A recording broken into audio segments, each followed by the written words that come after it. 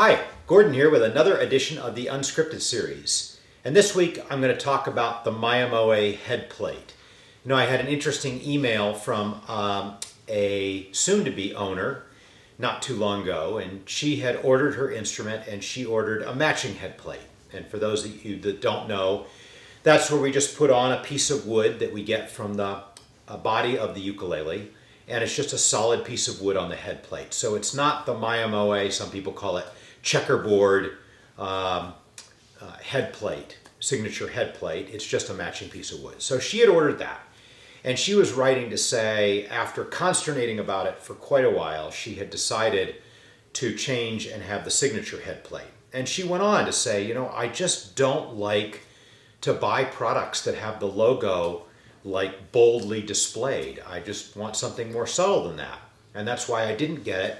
But then I started asking myself, she said, is it really a Mayamoe if it doesn't have that headplate? Well, that really got me thinking about my feelings towards the headplate. And I could go on without what I'm about to tell you for a while, but I'll just, tell you that it strikes me often that stories do have two sides to them. And those two sides are not necessarily in conflict or inaccurate. They are just two views of the same data and the same facts. So while many people look at our headplate as our logo, and some people don't like that it's boldly like the Mayamoe logo there on the headplate of your instrument, I've never looked at it that way. Now, I understand. Yes, it is our logo. Yes, we picked it up and put it on the business card and the website, and it has become our signature. And yes, I love it, and it's done us a lot of good. You always know when someone is playing a Mayamoe, and I do like that. But that's this analytical side of myself. Like, if you ask me those questions, I'll give you an honest answer. But to me, the headstock is not about the logo, because that's not where it came from. In the very beginning, before Shar was working on the ukuleles, and I was finishing up what would be my last guitars and starting what was the first ukulele, I said to her, I would like to have my own shape for the headstock. Other people have a shape, I want a shape. And she said, well, yeah, but how about something, different? And she was in the midst of making these window coverings for our house. And as you can see, they bear a strong resemblance to our signature headplate. She said, what about something like that done out of wood? And I immediately poo-pooed the idea, saying, well, here comes Roxy the shop dog in front of the camera. I'll just stick up my head a little bit. So I poo-pooed the idea, and I said, no, that just will be too hard to do. And she said, well, here's how I do it with scissors and sewing machine. Maybe you can do the same thing, with a bandsaw and glue. And I could, and it was a brilliant idea. And I ended up, of course, using it, and that became our headplate design.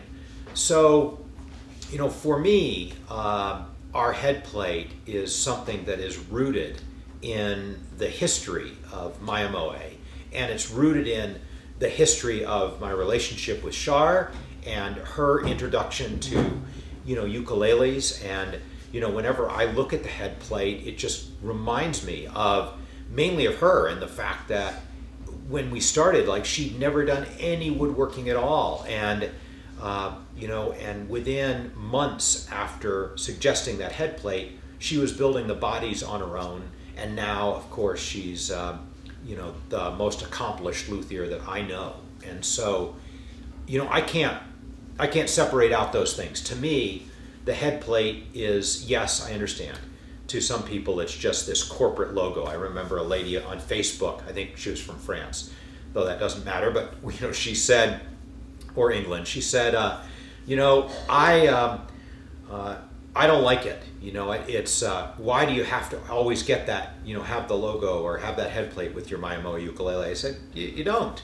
You can get a matching one if you want, and it's fine with us. But so I understand that some people have that view, but for me, it is something very personal, and in fact, it's what makes our ukuleles not a logoed corporate symbol. It is what makes our ukuleles ours, and it's what says to me for each one of them, you know, that they're just handcrafted by a couple of people up here in White Salmon, Washington. So anyway, different view of that, but I thought you might enjoy seeing the shades. In fact, before I cut off the video, I'm just going to grab the video camera for you. Sorry to step in front of it. And I'm just going to show you the shades. There's actually 3 of them. I've got the right-hand one pulled up, but you can see what she's done. There's Roxy getting up into her couch. She says, "Dad, get off my couch. I want it now."